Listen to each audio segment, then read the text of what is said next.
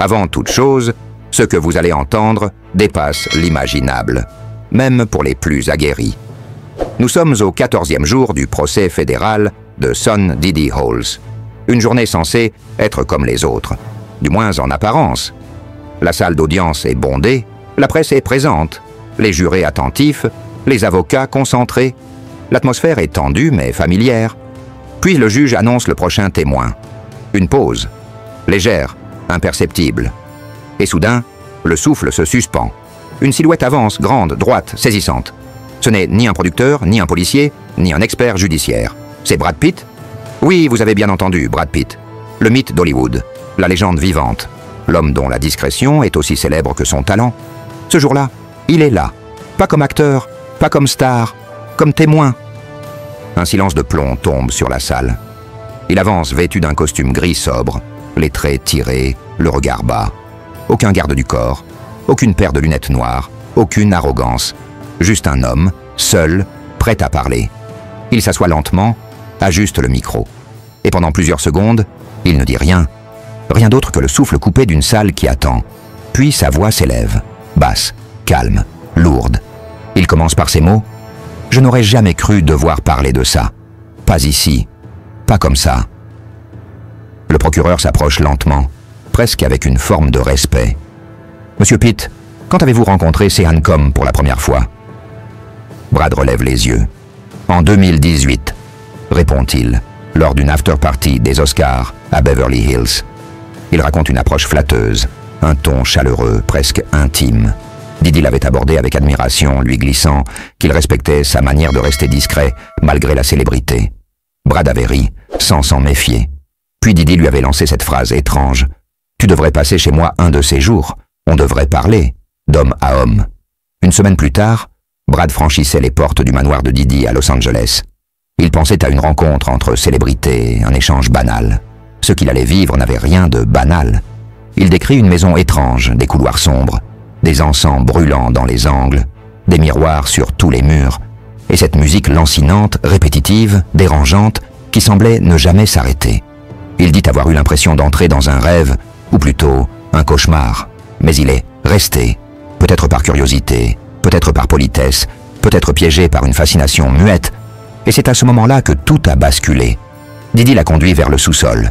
Brad croyait découvrir une cave à vin ou une salle de cinéma. Il découvre autre chose. Une pièce capitonnée, aux tapis épais, aux bougies allumées, aux miroirs omniprésents. Une douche à vapeur incrustée dans le mur. L'ambiance est étouffante, irréelle. Diddy lui tend un verre de liqueur sombre et lui dit d'une voix calme « Tu as réussi. Maintenant, débarrassons-nous de ce qu'il reste de toi. » Brad avoue qu'il ne comprend pas, mais qu'à cet instant, la peur s'installe. Silencieuse, invisible, massive. Et c'est ce poids de là qu'il raconte aujourd'hui, dans cette salle glacée, où personne n'ose respirer. Il ne parle pas pour choquer, ni pour régler des comptes.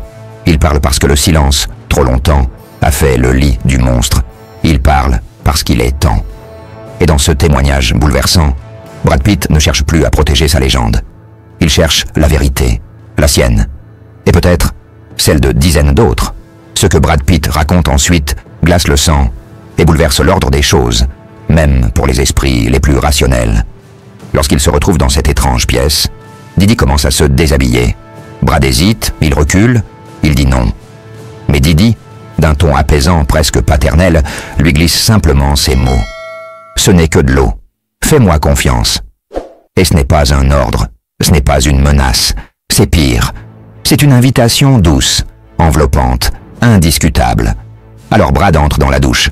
Pas par désir, pas par curiosité, par réflexe, par peur. Il reste là, debout, silencieux, l'eau chaude ruisselant sur son corps.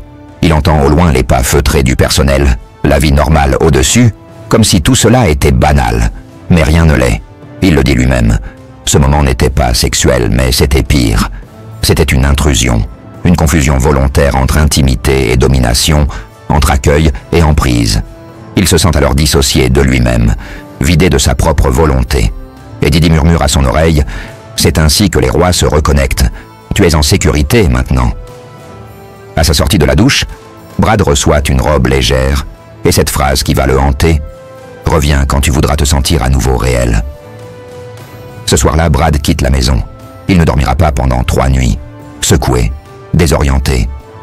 Mais il revient. Oui, il revient. Parce qu'une fois que l'on franchit cette porte, on ne repart jamais. Tout à fait. On ne ressort pas indemne. Viennent alors les dîners, mais pas des dîners ordinaires. Pas de restaurants étoilés, pas d'hôtels de luxe. Ce sont des repas silencieux dans une pièce rougeâtre, éclairés faiblement autour d'une longue table verte sans chaise. Pas de couvert.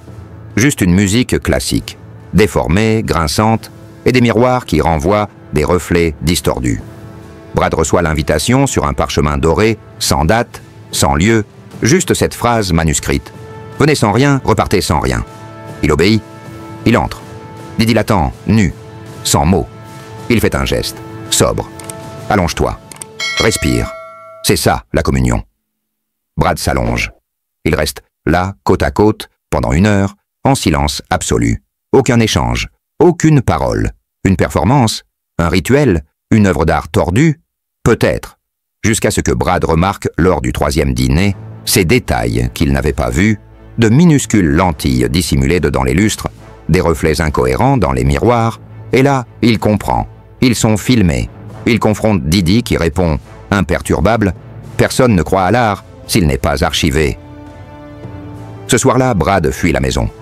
Il rentre en panique. Il fouille tout, démonte ses miroirs, cherche des caméras, des micros. Il comprend enfin. Il n'est plus en sécurité, pas même chez lui. Il pense alors que tout est fini, qu'il suffit de disparaître, de garder le silence. Mais ce n'est que le début. Quelques semaines plus tard, Brad reçoit un colis. Ce n'est pas un simple paquet. C'est une enveloppe rigide, en cuir bleu nuit, sans étiquette. Sur la couverture, en lettres dorées, ces mots « Protocole de communion privée ». À l'intérieur, un véritable contrat, son nom imprimé, la signature de Didi, un sceau notarié et un intitulé glaçant « Accord de bien-être ». Ce n'est pas un accord de paix, c'est un piège légal. Un ensemble de clauses incompréhensibles mais terrifiantes. Brad lit, aucune reconnaissance verbale des expériences, interdiction de parler des lieux, des durées, des tenues. Et cette phrase qui le fige. Tout silence sera considéré comme un consentement. Brad refuse, il ne signe pas. Mais bientôt, le monde autour de lui commence à changer. Ceux qui hier lui serraient tôt la main l'ignorent. Un contrat humanitaire avec une grande entreprise technologique disparaît sans explication. Et puis les rumeurs. Brad serait instable, en crise, incontrôlable. On le décrit comme imprévisible, à éviter. Pendant que son image publique s'effrite, les envois commencent. Des cadeaux, mais pas des présents joyeux. Des objets dérangeants. Un bâton imbibé d'un liquide inconnu. Des bougies noires sculptées en formes humaines, sans visage. Une plume blanche, une dent, un verre brisé.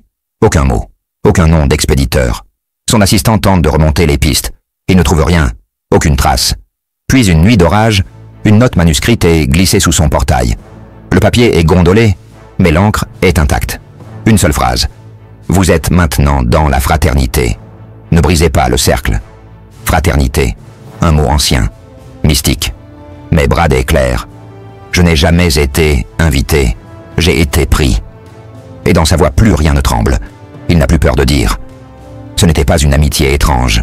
Ce n'était pas une dérive. C'était une organisation. Un système construit pour l'emprise. Un monde dans lequel le pouvoir ne se demande pas. Il s'impose. Brad finit par douter de tout. De ses souvenirs, de ses décisions, de son bon sens. Il se demande, est-ce que je suis devenu fou ou est-ce que je suis enfin lucide? Mais il sait une chose. Il n'est plus en sécurité. Pas seulement dans son corps, dans son esprit, dans sa réalité même. Il entre dans la salle d'audience, pas un mot, juste ce regard fixe, ce poids dans les yeux, et cette phrase, une phrase qui va tout retourner. Brad fixe les jurés, les lèvres sèches, la voix droite, sans trembler. Je n'étais pas nourri, j'étais documenté. Le silence est immédiat, ce silence rare, dense, qui tombe comme un rideau de plomb. Il n'était pas là pour jouir, ni pour créer, encore moins pour aimer. Il était là pour être observé, capté, archivé. C'était une extraction émotionnelle, une collecte froide. Rien n'était spontané. Chaque geste, chaque soupir, chaque regard volé devenait matière première. Et ce jour-là, Brad comprend qu'il n'était pas victime d'une personne.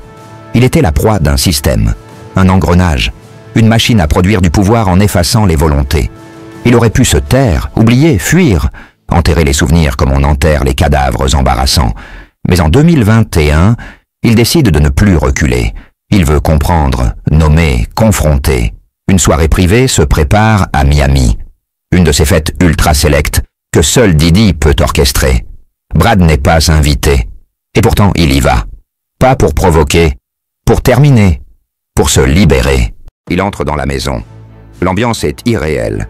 Des murs en velours, une lumière filtrée, un jazz désincarné dans une pièce, des pulsations électroniques dans une autre. C'est un labyrinthe sonore. Une maison à deux visages. L'un luxueux, l'autre discipliné. Il monte à l'étage. Didi est là, seul, verre à la main, comme s'il l'attendait. Brad s'approche. Il ne crie pas. Il dit simplement « Je ne veux plus faire partie de ton monde ». C'est net. Section Didi ne cille pas. Il ne s'énerve pas. Il sourit et murmure « Tu peux partir, mais tu ne seras plus jamais propre ». Cette phrase, Brad la répétera souvent, trop souvent. Elle s'inscrit dans son crâne comme une sentence. Pas parce qu'elle est cruelle, mais parce qu'elle est vraie. Elle porte la marque du poison lent, invisible. Une semaine plus tard, les effets commencent. Un contrat de film en négociation disparaît sans explication. Son agent devient distant. Les appels s'espacent. Les réponses se noient dans des silences polis. Ce ne sont pas des hasards. C'est une purge, une punition codée. Quelqu'un l'a rayé, quelqu'un que personne ne nomme. Puis arrive ce message. Un producteur du projet annulé, en pleine nuit. Un simple SMS, vite effacé. Tu as contrarié quelqu'un que tu n'aurais pas dû. Je ne peux pas t'aider. Brad comprend. Ce n'est plus du cinéma. Ce n'est plus du business. C'est une chasse, une stratégie d'effacement. Il devient fantôme dans sa propre vie. Il évite les tapis rouges, les soirées mondaines. Trop discret, anormalement discret pour une star. Il pense que le silence suffira, que le temps fera le reste. Mais non, le printemps arrive, et avec lui, une visite. Pas un fan, pas un journaliste, un inconnu, muet. Il sonne. Il ne dit rien. Il tente une boîte noire, élégante, compacte, aucune étiquette. Il la remet à l'assistant et disparaît. À l'intérieur des photographies, des clichés d'une précision terrifiante, angles variés, haute définition. Brad sous la douche du sous-sol, Brad lors des dîners silencieux, Brad vulnérable, exposé, enregistré. Et sur certaines images, Didi, présent, souriant, calme, rien d'explicite, mais tout est implicite. L'intrusion, la domination, le contrôle, chaque image est une lame. Et puis il y a cette clé USB. Il hésite, longtemps, puis il l'insère. Et ce qu'il découvre dépasse l'imaginable. Des extraits, des séquences filmées à son insu, des angles qu'il n'a jamais vus, des instants qu'il ne se souvient même pas avoir vécus. Dans l'un, il murmure à l'oreille de Didi. Il ne se souvient pas, mais la vidéo existe, elle l'affirme. Et puis vient le dernier clip. Didi, seul face à la caméra. Son regard droit, son sourire figé, il parle doucement, d'une voix de maître. Il y a de la beauté dans le pouvoir. Surtout quand il est emprunté. Tu as emprunté le mien, Brad. Souviens-toi de ça. Ce n'est pas une menace. Ce n'est pas du chantage. C'est une possession. Une déclaration. Comme si Brad lui appartenait encore. Pas son corps, mais son image, son silence. Il pourrait refermer la boîte, l'enfouir, la brûler, faire semblant que rien n'a existé. Mais il ne peut pas. Pas après avoir vu. Pas après avoir ressenti. Pas après avoir compris. Les nuits sans sommeil, le poids des regards, la sensation d'être observé même dans l'obscurité, et toujours cette phrase qui revient encore, encore, encore. Tu ne seras plus jamais propre. Brad Pitt vit enfermé, non pas derrière des barreaux, mais entre des murs invisibles. Des murs faits de secrets, de peur, de loyauté contrainte et de pactes jamais signés. Voici la réécriture en français, dans un style narratif incisif et puissant, propre à un conteur expérimenté d'affaires pas troublantes, sans rupture ni signe particulier. Pendant plus d'1 an, Brad s'est tu. Il a disparu des radars, évitant la lumière des projecteurs, fuyant les tapis rouges et refusant toute interview. Peu à peu, il s'est retiré, silencieux, invisible aux yeux du monde, coupé de ses anciens alliés. Mais un jour, tout bascule. Il assiste à un autre procès, celui de Cassie Clarice, une autre voix longtemps étouffée, une autre victime qui ose enfin briser le silence. Ce moment est une révélation. Brad comprend qu'il n'est pas un cas isolé, il est au cœur d'un système, une pièce essentielle d'un engrenage plus vaste, une victime parmi tant d'autres, prise au piège d'une machination soigneusement orchestrée. Alors les souvenirs refont surface, le bruit de l'eau qui coule, les pas résonnants derrière la porte, la vapeur qui envahit la pièce, les miroirs qui renvoient une image déformée, et cette phrase obsédante, toujours la même. Tu es en sécurité maintenant, tu es avec moi. Mais il ne l'a jamais été, jamais en sécurité. La nuit, il se réveille en sueur, transporté malgré lui dans ce cauchemar sous la douche, autour de cette table, dans ce silence assourdissant. Il revoit ce regard de Didi, et il ne trouve pas les mots pour dire non. Il ne peut plus faire semblant. Ce n'était pas une amitié étrange, ni un malentendu hollywoodien, ni un dîner innocent. Non, c'était bien plus profond. Une programmation méthodique du silence, de la confusion, de la soumission, un système pervers où l'on vous vide de vous-même pour mieux vous remplir de leur vérité. Puis un jour vient le moment de parler. Pas pour se venger, ni pour accuser, mais pour reprendre sa voix, pour se réapproprier ce qui lui a été volé. Brad sait que la route sera longue et douloureuse. Il sait que beaucoup ne le croiront pas, que certains le jugeront faible, fou ou complice. Mais il n'en peut plus de taire l'indicible. Il parle enfin d'une voix nue, sans filtre ni détour. Il confesse la peur, le pacte silencieux, la clé USB, et ses photos compromettantes, les phrases répétées comme des mantras, les regards glacés, surtout le silence pesant qui emprisonnait tout. Quand il termine, la salle est figée. Plus un souffle. Même le juge reste sans voix. Brad reste là, assis, droit mais épuisé, seul mais libéré d'un poids invisible. Il confiera plus tard qu'il avait cru pendant des années que Didi cherchait des amis puis une loyauté. Mais il avait tort. Ce qu'il voulait vraiment, c'était des trophées, et Brad Pitt en était devenu un. En se levant, il ne ressent pas la délivrance. Pas encore. Mais il sait qu'il vient de franchir la première marche. Pas celle de la liberté, non, mais celle de la reconstruction, fragile et douloureuse, vers un avenir où enfin peut-être il pourra redevenir maître de sa propre histoire. Voici un exemple de texte captivant pour inviter les spectateurs à s'abonner à ta chaîne YouTube, en gardant un ton engageant et adapté au thème des enquêtes criminelles. Si cette histoire vous a tenu en haleine, si vous voulez découvrir d'autres récits incroyables, sombres et fascinants, n'oubliez pas de vous abonner à la chaîne. Activez la cloche pour ne rien manquer des prochaines enquêtes, des révélations exclusives et des mystères qui vous glaceront le sang. Rejoignez notre communauté d'amateurs de True Crime et ensemble, plongeons au cœur des secrets les mieux gardés. Abonnez-vous maintenant, la vérité vous attend.